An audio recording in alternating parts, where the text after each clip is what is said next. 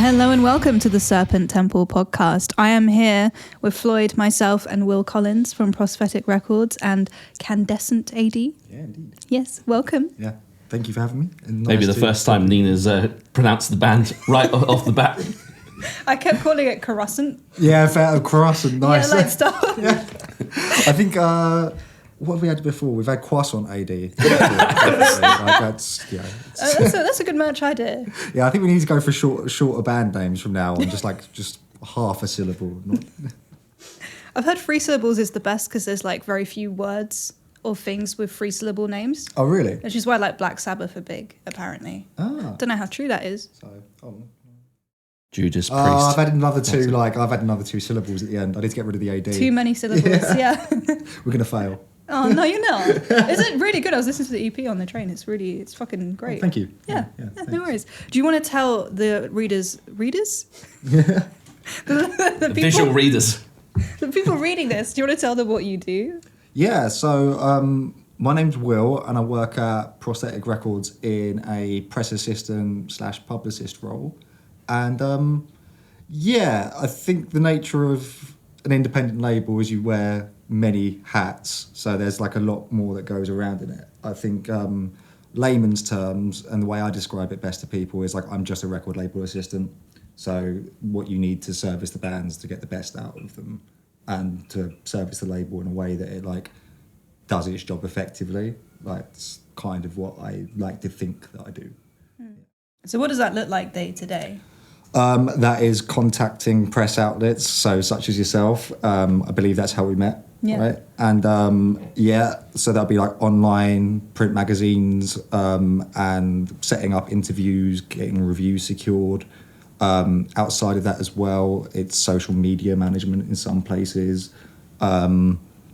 That's generally my day-to-day, I think, in a like really nice and condensed version of it. There's a couple of other things that go along as well, like graphic design and all the rest of that. But yeah, that's kind of what I do. It's a lot more boring than people initially think. I don't think that's boring at all. But how did you find yourself there? Because I was doing some internet stalking, and I used to work at All Ages Records in Camden as well. So is that how you found your way into prosthetic? No. So I worked at an older UK label whilst I was also working at All Ages Records in Camden, which is still the best record shop in the world, as far as I'm concerned. Whereabouts? Is that on the... it's on the side road. Street. Yeah. Yes, okay. Yeah, so it's that one. And I was working at an old UK label, which I won't name because I don't think they really deserve a legacy anymore.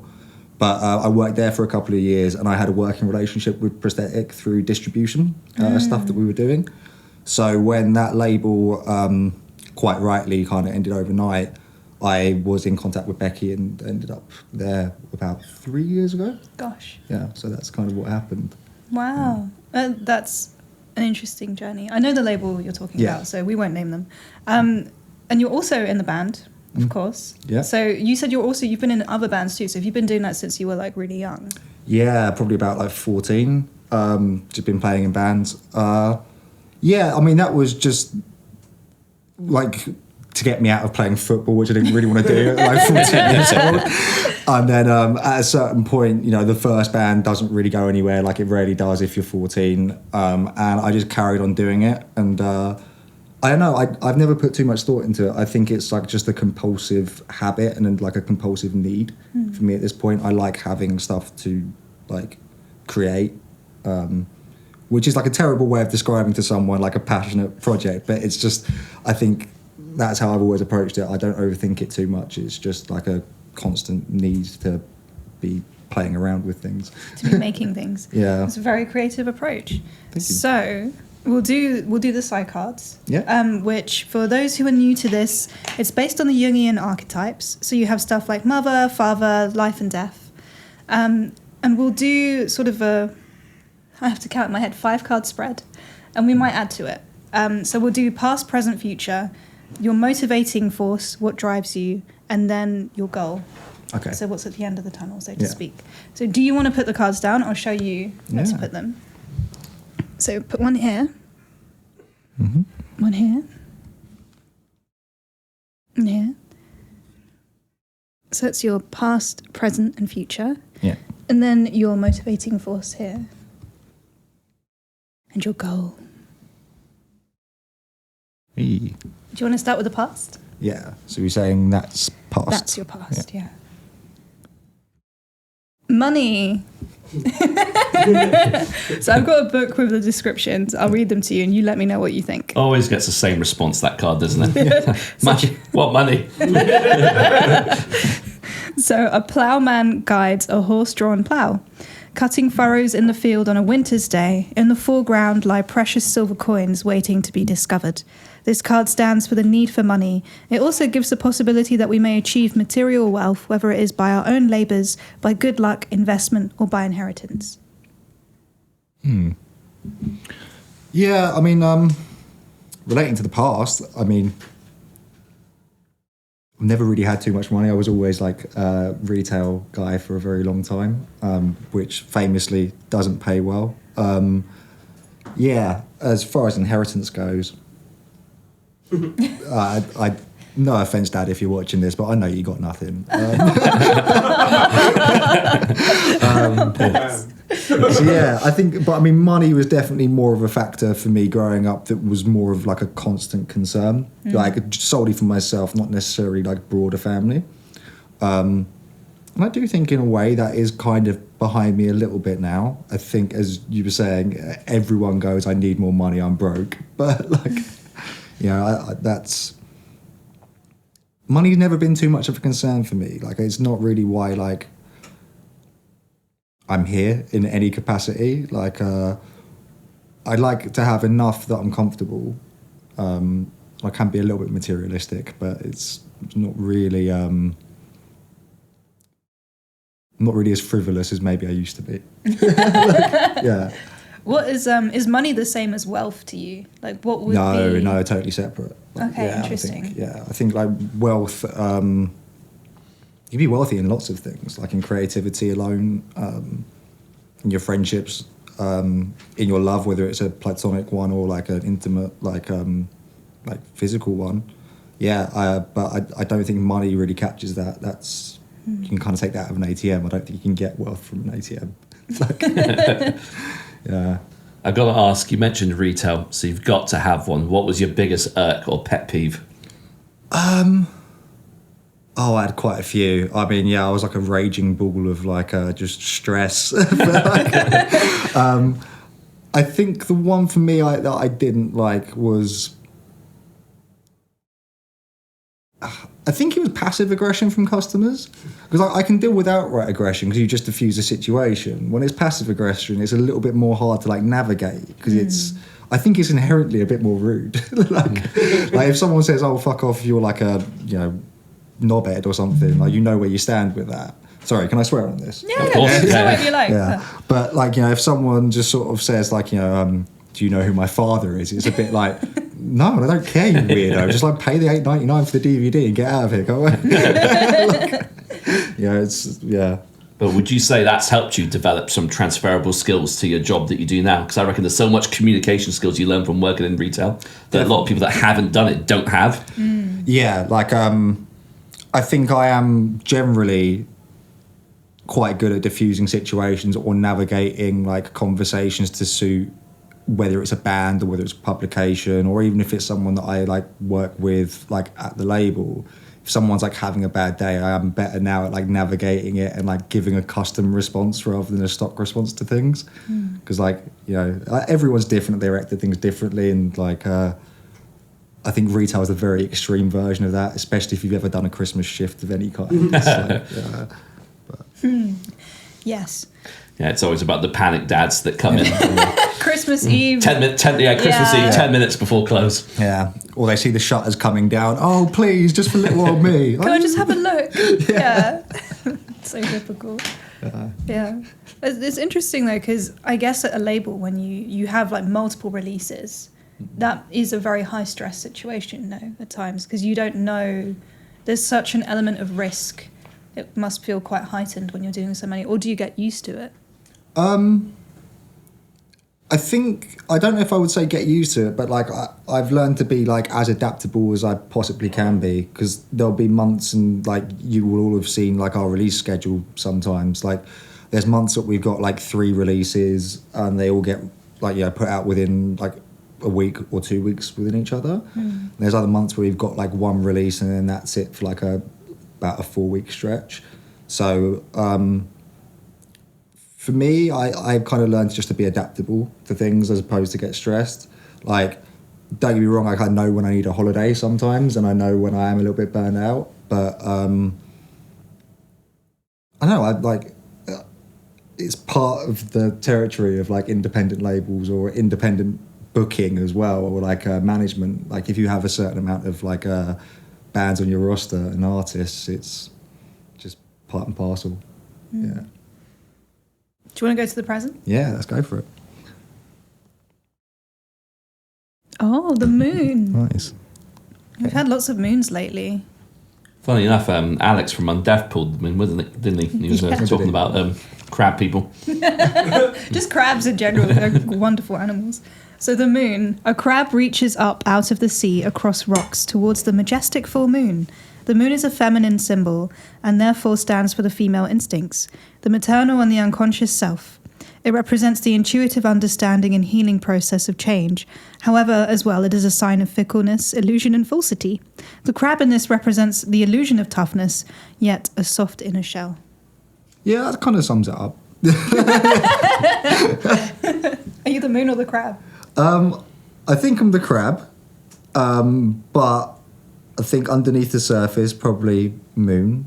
Interesting. I think moon wins out when I'm with very close friends and people like I care quite deeply about. I think the crab is sort of generally like, I wouldn't say I'm a guarded person, but there's sort of, I do divorce certain parts of myself from others, like if it's a first time basis or whatever.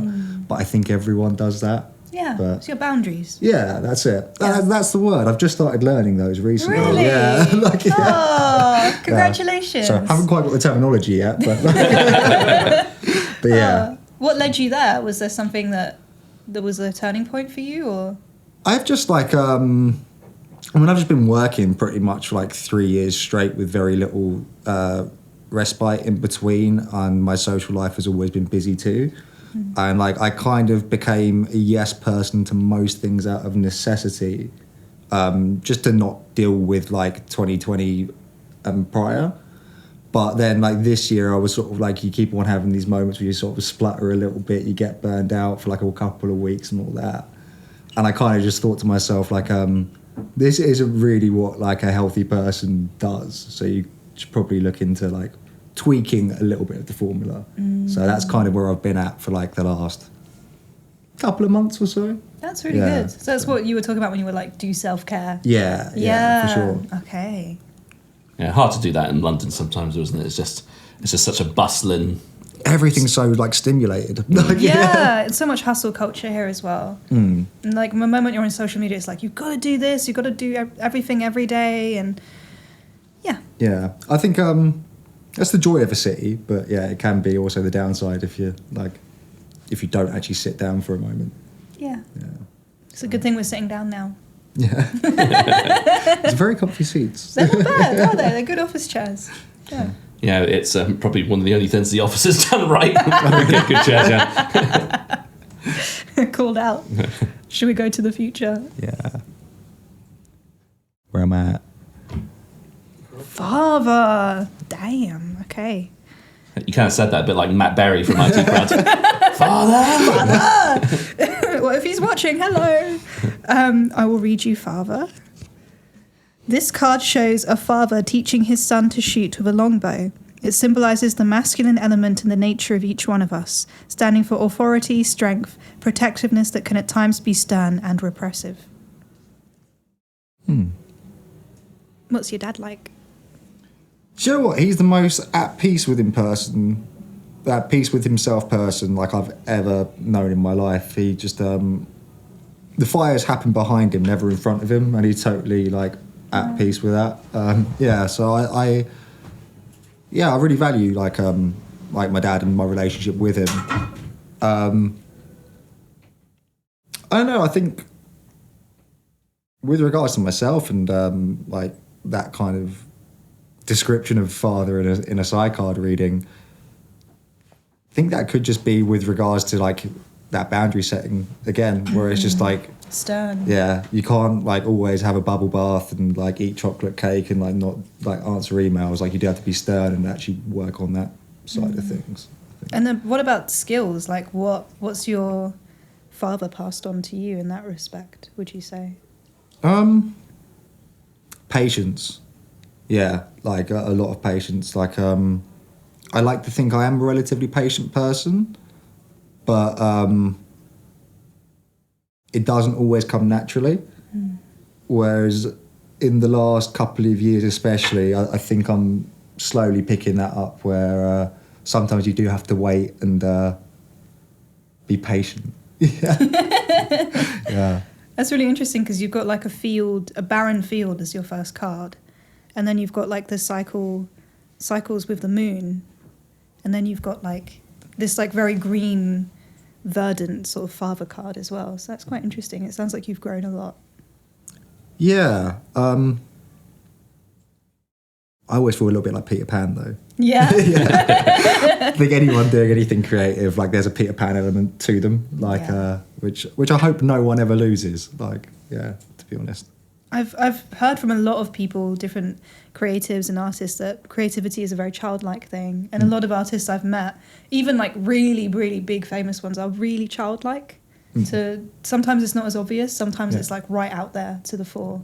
I think you need to have like that childish curiosity. Yeah. Like and whether like that is in a creative field or not is kind of irrelevant. I think it's always important to like have your moment. Like once a day. I always find myself like lamenting like that kind of excitement I used to have as a child about things like Christmas or like going on holiday and stuff, because like it's very rare to capture that as an adult a lot of times, I think. So Yeah. You've got a big wrestling event tonight though, so that must be exciting. that's a big pay-per-view. Yeah. Well, that's the thing, even Let the child out.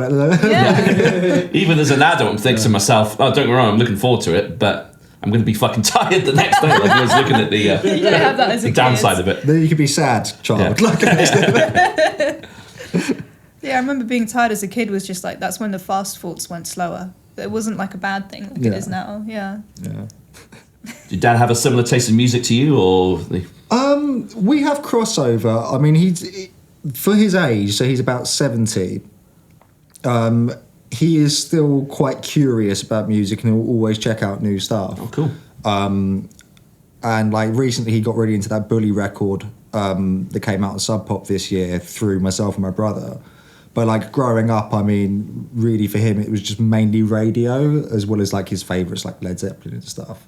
So, but I don't think he ever had like a big deep dive into bands. He just, if he loves it, he'll like buy the album and that's him set on that band or artist forever. But I think when I showed him Converge for the first time, it was it was literally that. Yeah, it was literally that. was it Jane Doe by any chance, or was it? No, I think my first Converge record was No Heroes. Yeah. Oh, cool. Yeah. So no, he had a real moment where he was like, "Yeah, I can't follow you down this path, but I support you." That's really sweet. Oh, God bless. So what was your like own personal journey into like the kind of like the hardcore scene or just heavy music in general? Generally speaking, I mean, I was probably about 7 or 8, and it was just through music videos on TV. We ended up having Freeview, which was the thing that you got. Like, if you couldn't afford Sky just yet, because it was substantially more expensive back then. Yeah. You had Freeview, and we had like VH1 and like Fuse as well as Kerrang and whatnot. And yeah, it was just stuff like AFI sort of Sing the Sorrow era stuff. It was like a little bit of Rancid as well. Like all, these are all singles as well. It's not like I was doing a deep dive and being super cool or anything. It was just like a greatest hits of all of that. And I think as you get older, and especially as you hit like just before your teens, you just like want something a little bit heavier. You want something like a little bit more like challenging, I suppose.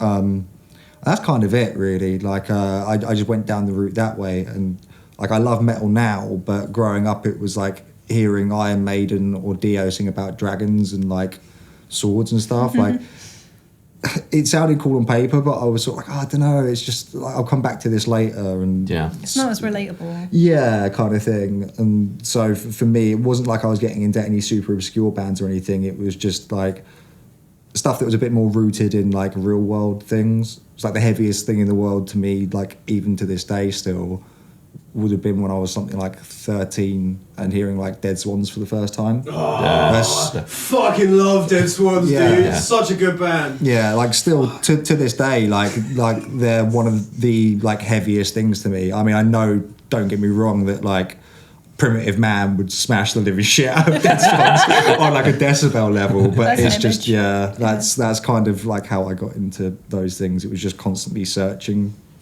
Yeah, the Freeview, I was a Freeview kid as well, so going from like the 5 channels. I said 4, no one ever watched Channel 5. I watched Channel 5. Did you? Yeah, I only had 5 channels. Every time I turned Channel 5, that was us initially before the Freeview. Yeah, it was like just the 5 channels. Yeah. always seemed to be documentaries about Hitler on Channel 5, like all the time. No, they had Hercules, Xena, and Cleopatra 25. Oh, fair enough. Yeah, so I was watching Channel 5. Yeah, nice. But Freeview was just a revelation because I had a few friends that had Sky. My cousin had Sky, so I remember going up to visit him in Scotland once, and Kerrang had just launched. Yeah. And then I think a couple of years later, Scuzz was there, and Scuzz was like a revelation to Oh, me. Scuzz was like so luxurious. Oh, there were so many bands I discovered through Scuzz. Yeah. I used to love Bees' segment, which was on like I think it was on quite late night, if I recall correctly, because it was one of those. I was like, "Oh, Mum, can I just stay up a little bit longer?" Fine. Do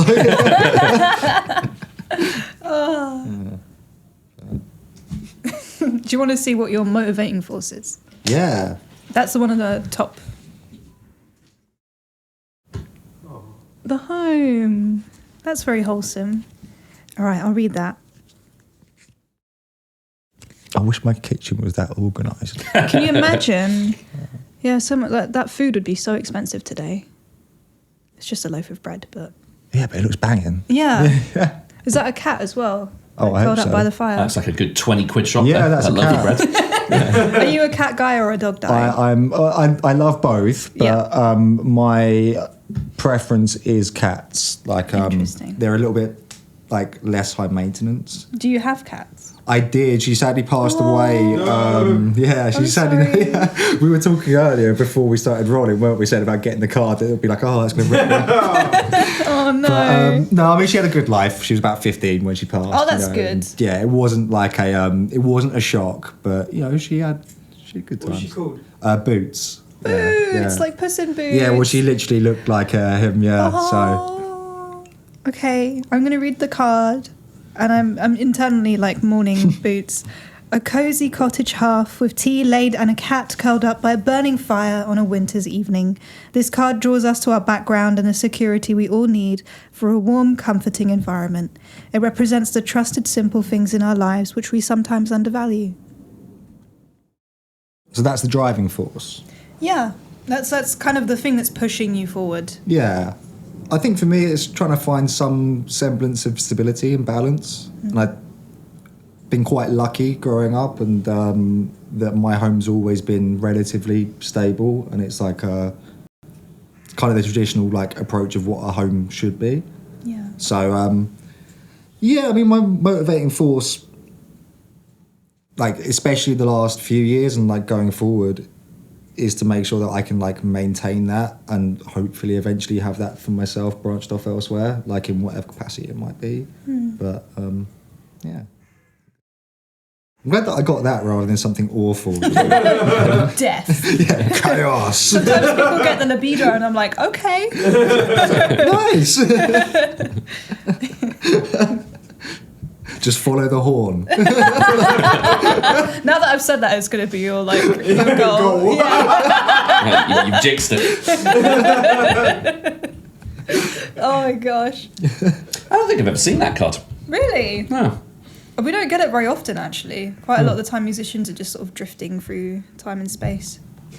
Quite transient creatures. Very rarely seen. Yeah. Do you want to find out what's in your goal?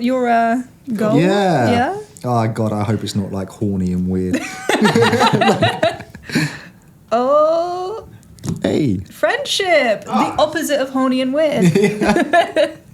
Okay, I'll read that one. That's a great one. Nice platonic. Yeah. Three comrades are seen drinking in a tavern with a hint of a fourth about to join them. Wines and spirits and barrels in the background and an exotic bird. The atmosphere is cheerful and the beer is flowing. This card shows that aspect of life that centres around friends, comradeship and sociability. It stands for parties and togetherness. Yeah, I don't know about parties. I can do a party, but I don't know if I'm the best at it. Togetherness though, in like groups of three, and usually in my case probably quite a large glass of red wine. Yeah, I quite like that as the. So that's the future. That's your goal. That's my goal. That's what you strive towards. Yeah, I can see that. And that's what you do. You connect people. Yeah, I think so in a lot of ways. There was something recently that I read with regards to working with bands and just working in music in general.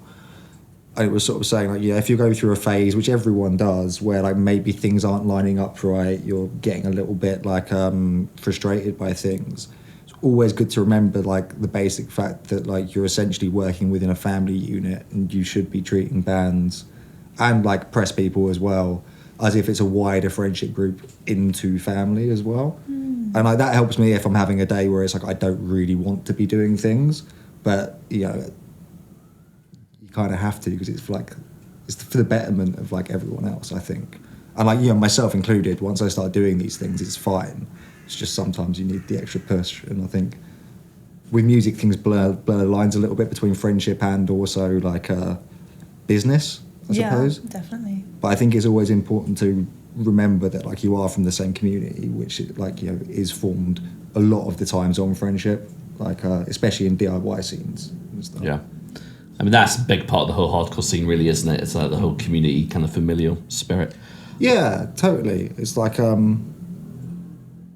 I can't even imagine like what my friendship group would look like without having that initial scene growing up. Like I wasn't strictly hardcore all the time, like when it came to going to shows when I was younger, but like there was enough things that you go to different pockets of places.